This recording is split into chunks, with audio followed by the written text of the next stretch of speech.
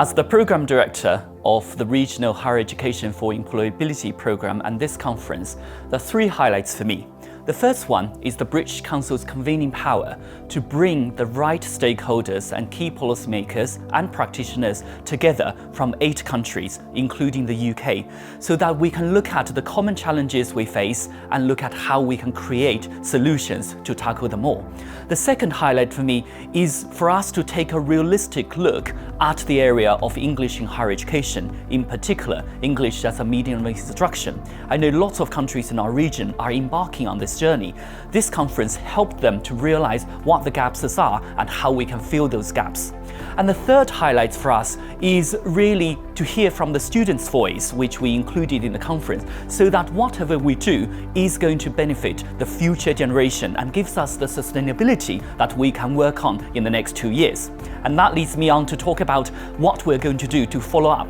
The first thing is, through this conference, we have built a regional community of practice, and we want to continue to nurture and develop this community of practice by sharing intelligence, by conducting research, by getting people to join the global EMI network so that it stays alive and relevant, and the best practice and lessons learned could be shared not only between countries within this region but also with other regions such as East Asia, MENA and etc. And the second thing we're going to do is really through the country British Council team to follow up on that conversation within the country context. So the short gaps that within the EMI area the countries have identified,